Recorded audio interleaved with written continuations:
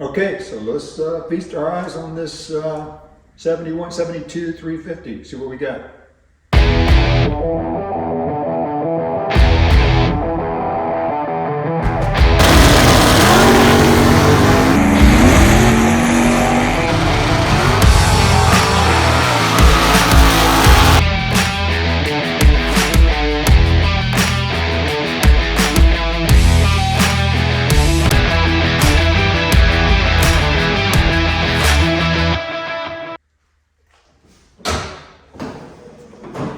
Because my hood latch is broken, I had to fabricate this custom hood holder. Works perfectly. Okay, let's see what this bolt on the crank pulley is. I believe it's 5/8. I'm just feeling it. Yep, sure is. Okay, let's see if we can get this thing to turn over. These can be a bear to get on there, but have to work with it a little bit. Be patient. What did I say? Be patient? Yeah. It's not my virtue, just so you guys know, patience. But there. Hey, look, see it paid off. Look. Okay, we are going to. Yep, it's turning over. Yeah, oh yeah. Not too bad. Oh yeah. Turn over pretty good. Oh yeah, that's pretty easy actually. Don't do any obstructions, but you don't know how that goes. So far so good. All right, sounds good. I'm gonna go ahead and turn it over about another, try to get 360 degrees out, make sure I have no obstructions, but man, I'm pretty happy with that. What do you guys think? Well, you guys probably can't see the detail, but we have a custom factory issued flathead screw holding the air cleaner on. It's not factory issued, but it's holding the air cleaner on, so it's functional. Let's see what we got under here. See what this carburetor looks like. Very interesting. Well, the bolt came right out, so happy about that. What we got here? Oh my, we got us a mouse house here. A pretty good mouse house. So put your peepers down on that. Whew, that's a lot. Well, looks like we've got some work to do. Looks like a Holly around a 650. Got a vacuum choke, which is not hooked up. Not sure what that, yeah, I think it's a vacuum. But anyway, yeah, we got some work to do here. Let's get our eyes on this a little bit and see what we got. As you can see, we see the mice have been in here. It looks like they got a little bit of wiring here maybe. So yeah, that's a lot of insulation. I'm not sure how the fiberglass insulation doesn't bother the mice, especially they probably move it with their mouth. But anyway, I'm digressing. Let's see what we got here. Hopefully there's nothing going to crawl out of here on me. Well, for one, it's just on the top. I got a little acorn here. Yeah, definitely mice. Trying to keep most of it out of the carburetor from falling down in. There is some down there on the plate, so I'm gonna have to vacuum that out. So I'm still trying to figure out how the mice, if the air cleaner was on there, how the mice got in there. I'm not sure, but let's look. Oh, yeah. Somebody, it's either through this hole, which I'm not sure if a mouse could probably fit through a small one, but somebody has torched a hole in this air cleaner, probably for clearance for this carburetor or a different carburetor. So who knows? But that's how the mice got in there, right there. You can see this is been modified nicely with a hammer. So anyway, that's how they got in it. Okay, so I've got my mouse house destroyer out here, better known as a shop vac. These things are amazing. They clean up mice litter, if you want to call it that, and they also clean up spills. But anyway, here we go.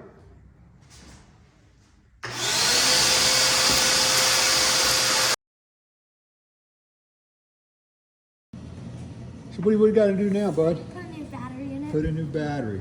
That's Ray, one of my grandsons.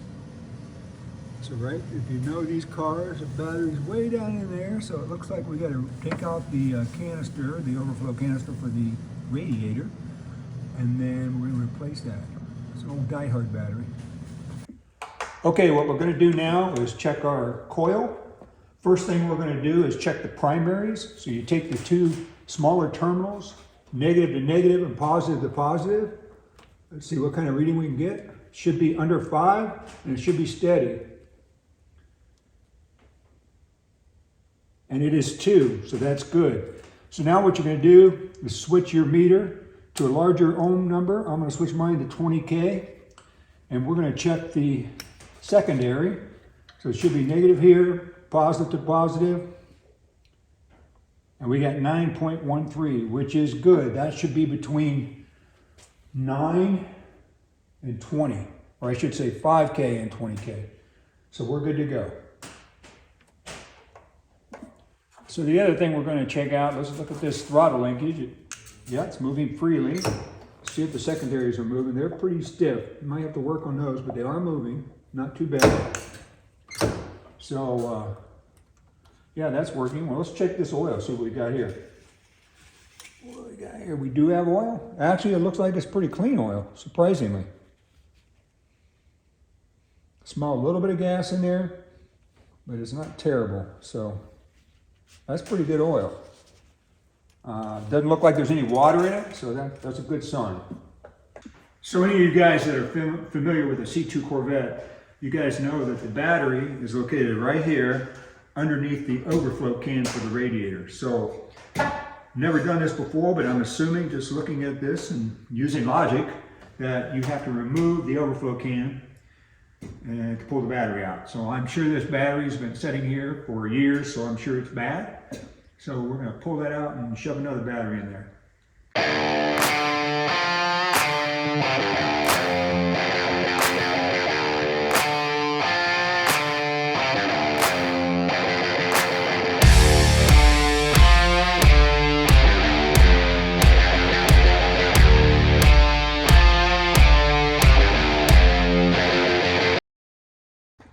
Okay, I got this thing loose, got all the parts off, but this is a tight fit. I'm trying to get it out of here. Never done this before. Let's see how it works.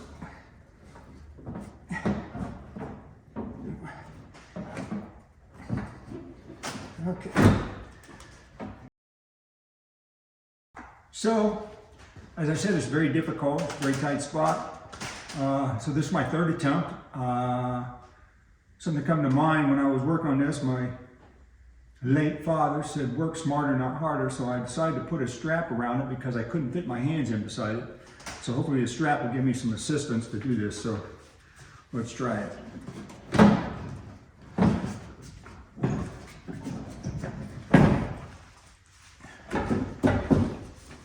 And it worked.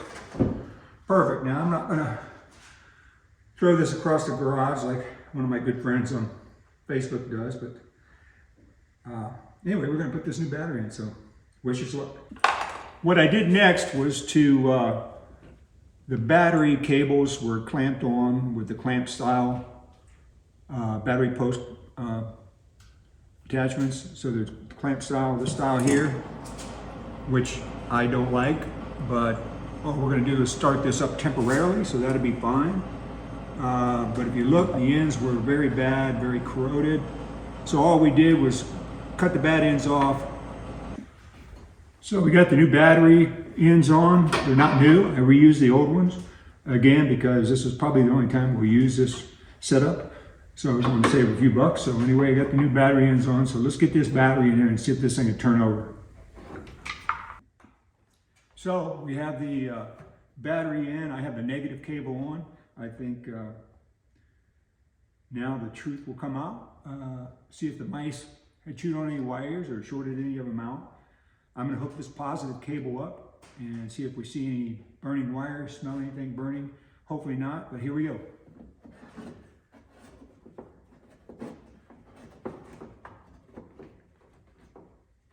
Don't see anything so far. Didn't get a lot of spark or any kind of seemed like it was shorting out type thing on the motor, so looks like we're safe. I'm gonna leave it set like this for a while, check the interior, make sure there's no wires crossed over there burning. So, yep, looks good. So I pulled one of these spark plugs out, the number 1. Look, it's a little fouled out, it's a little wet, looks like it, but it's not rusted bad like there was water in the motor. Like I said, I didn't find any water in the oil. I think we're okay to start this thing up if we can get some spark, so looks good. So another thing I found out, if you look down here, get your eyeballs down in there, the wiring on the starter is a mess. I got one of the nuts off the main positive battery cable, and there's something else stripped on there. It looks like I may have to go ahead and change this starter out. Okay, down here on the floor, which I don't like, but you know, you gotta do what you gotta do. So I got a 9/16 socket here, and my little 1/4" impact should get these busted loose, so here I go. Not as easy as it used to be.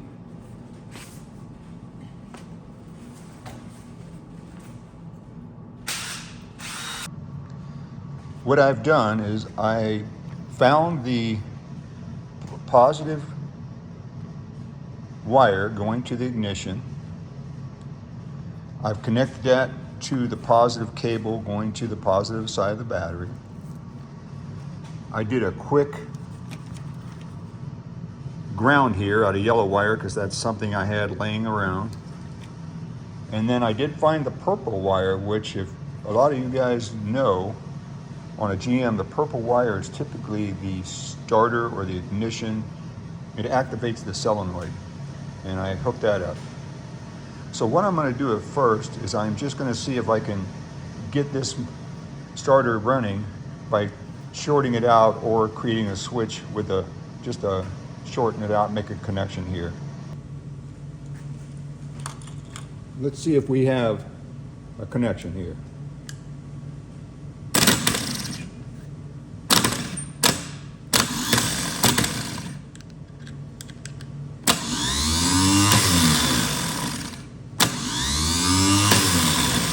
So the old starter motor does run after 30 years. Very surprising, but I'm happy about that. What I'm going to do now is go in and see if I can cross jump the ignition key switch, because I don't have a key. So we'll show you how we do that. I'm sitting in the driver's seat. I pulled the ring here off. It's pretty easy if you have the proper tool, which looks like this. It's a 3-pronged device that fits right into the ring. Like this. That's how you get that ignition out of there. Once you pull the ignition out, you can unplug the ignition switch itself from the main harness. And then all you do is you make a jumper wire like this. You come in here, find the red wire, which is here. I'm going to throw that up in that terminal. And then what I'm going to do is touch this to the purple, which is the next one over, right? You can see the red, and you can see the purple there. See if this starter motor works. You guys can hear that out on the fender. The starter is working. That's great. Let's move on to the next step. I have the starter put in. What we're going to do now, and wired, I put some new ends on some of the wires. They were pretty bad. I'm going to go in and try to turn it over from the ignition. I'm going to jump over the ignition. And then after that, I'm going to put the remote switch on. So if I go to start it, it's going to be a little easier for me to feed gas and look at the motor. So the remote will be hooked up out here under the hood. Stand by. Okay, what we're going to do is jump the ignition like we did before. So red wire, and then we're going to go to the purple wire, which is the S or the starter. Let's see if it turns over.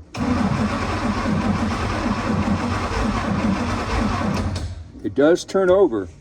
It's galloping a little bit, which concerns me. That means it's not even compression, but let's see where that goes. I installed a spark testing device on cylinder number 1, turned the motor over, and had no spark. So I'm in the process of filing the points a little bit, see if that might be the problem. And I'll also check the condenser, and I'll show you guys how to do that. What I've done was I put a spark tester in on the number 3 cylinder down there, and it did not get any spark. So I had to scrounge around a couple parts stores. I found a new coil, and I have a new condenser in there. So let's see if we're getting some spark now.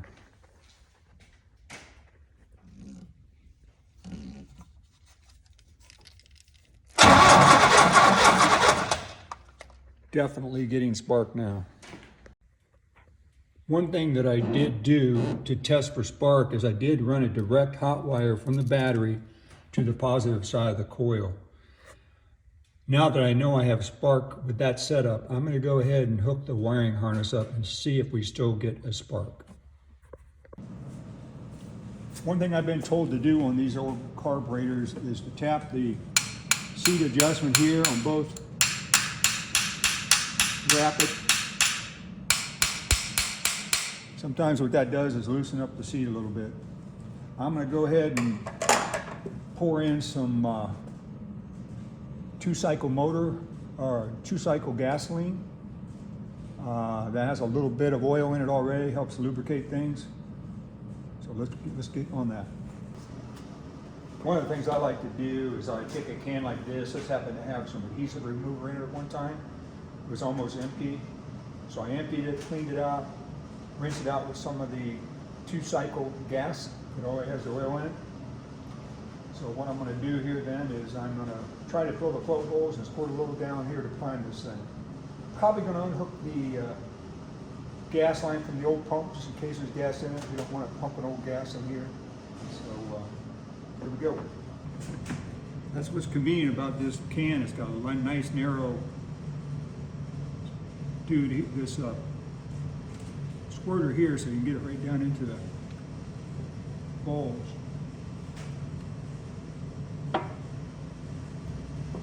Leaking a little bit, that's okay.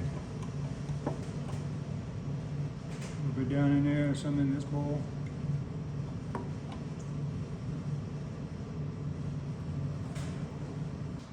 Anytime I'm starting up a car that I've not timed myself yet, I always keep one of these nice little gadgets handy. Keep a fire extinguisher in the shop. It'll save a lot of money in the long run. So make sure it's good and charged well. I also keep something to throw over the carburetor should it backfire.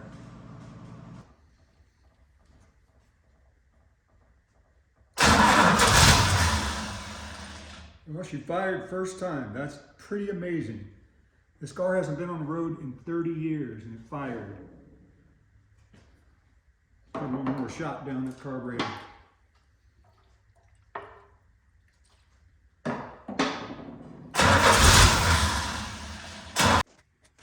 What I did was I actually took and bought an inexpensive electric fuel pump here and included an inline filter. This line comes over to the carburetor. We bypassed this old one here, right to the carburetor, so I'm feeding all new line.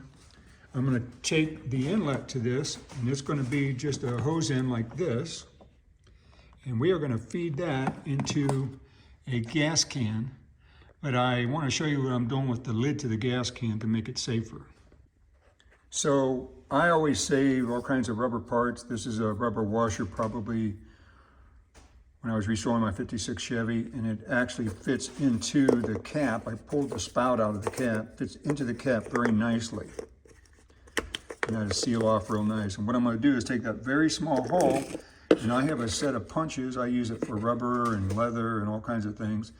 I'm going to punch that hole out just a little bit smaller than my gas line. That'd be a nice tight fit, and there will be no gas fumes. I'm just going to take this rubber washer.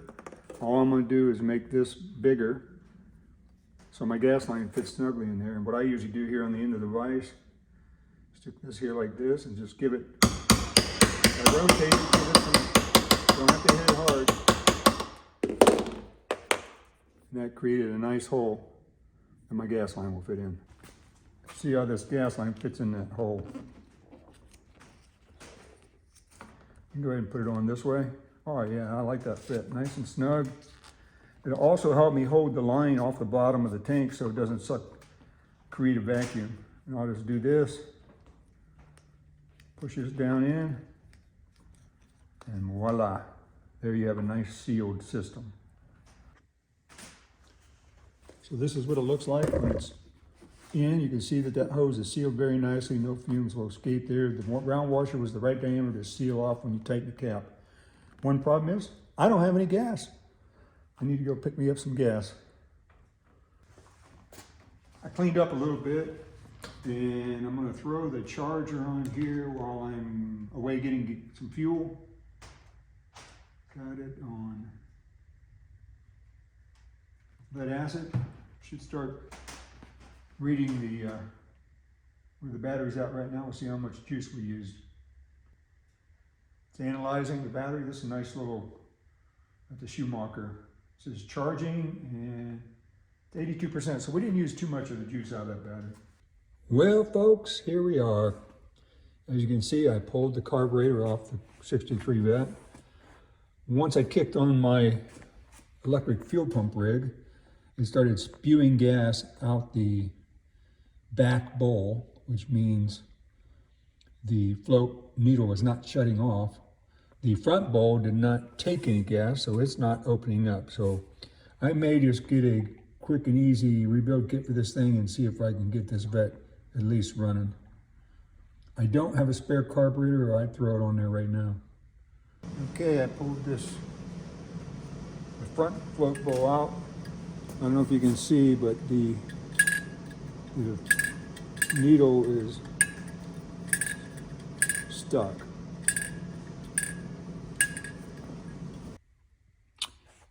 As you can see, I have the carburetor torn apart. Just took a few tools, nothing special. This carburetor does not look like it's ever been taken apart because the gaskets look like some of the original ones, like this meter block gaskets of the old cardboard type. They're very brittle, and it's going to take a lot of cleaning and scraping to get these gaskets off, but stay tuned. It took me most of the morning, but I rebuilt this carburetor. I did kick the fuel pump on, the electric fuel pump, and it's not leaking anywhere. That's a good thing. The accelerator pump's working. When I hit the accelerator, it squirted. So I'm pretty happy with that. What I'm going to do now, I found out it'll fire up momentarily, but I'm not using the key switch, so I have to jump the ignition on, and then I believe it'll keep running. So what I'm doing in here is I'm going to take the red wire, which is the connected to the solenoid, and I'm going to just connect that to the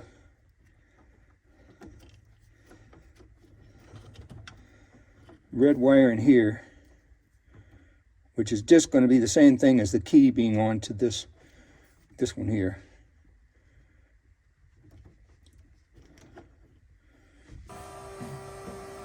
I've opened my garage up because I'm having faith that this thing's going to fire up.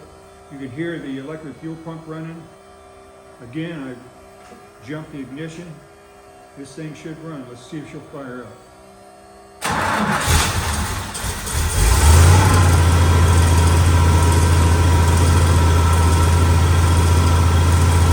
Sounds pretty good.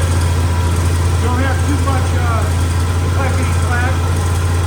We're not running for a long here.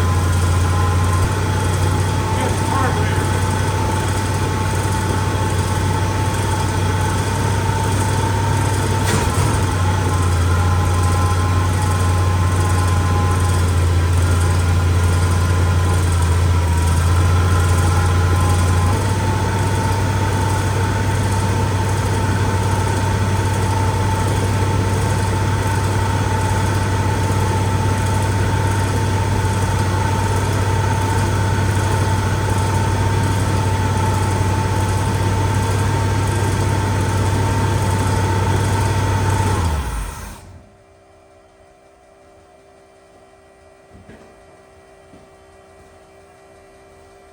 Okay, we started up. We're pretty happy with that. I might put some juice in it, maybe. You see some smoke, some stuff burning off, some old oil. What I decided to do was go ahead and add the expansion tank that comes on the Corvette, but I mounted it up here, I think as long as it's higher than the radiator, ran the lines to it, because you can see down here with my rigging, it's pretty busy down there where this thing normally mounts. I actually have my fuel pump switch mounted to the mount where the expansion tank mounts. So anyway, we got it set up here. It's holding water. I'm gonna go ahead and fire this thing back up and see if we can get it to warm up, and see if the clutch works, and see if the back wheels turn. And I'm doing that just for curiosities, because I'm not gonna use this drivetrain, but somebody might. I got the ignition jumped inside. I have the electric fuel pump running. Let's try to get this warmed up a little bit.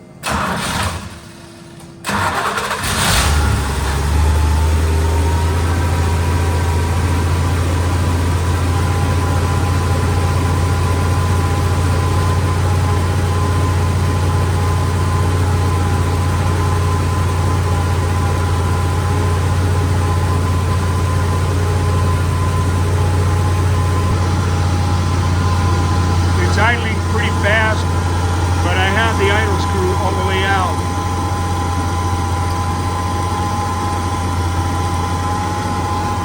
Like it's holding water.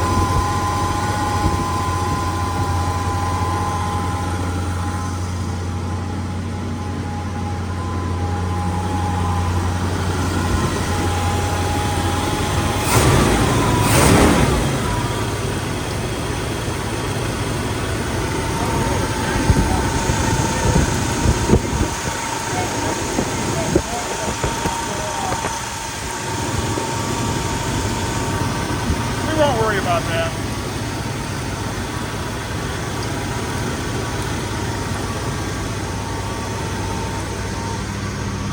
Go back in the back here and look what kind of exhaust we got.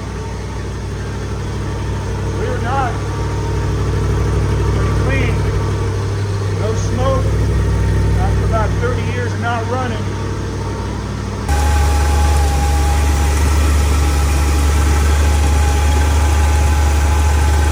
Running very smooth for a motor that hasn't been started up for at least a quarter of a century.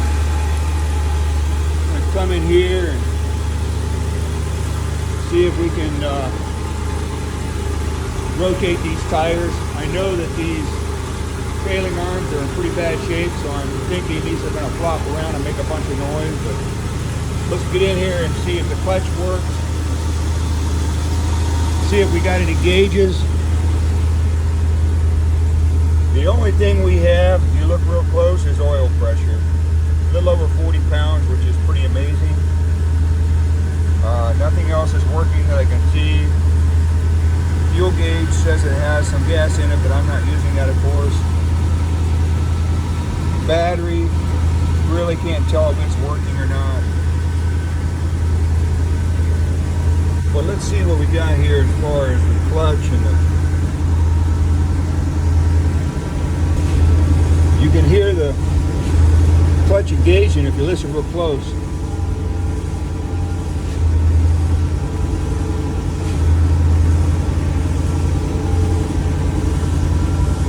See if we can put it in gear. It does go in gear. Okay, you can hear the tires rotating. That's first gear.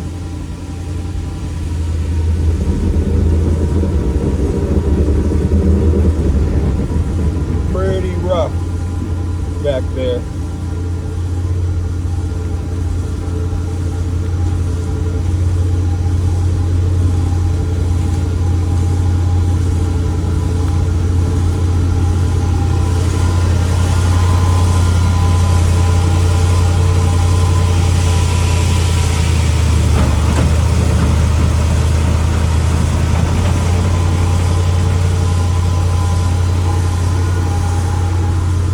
Definitely open differential. You can see when I put it in reverse, the driver's side rear tire did not spin, but the passenger side is spinning.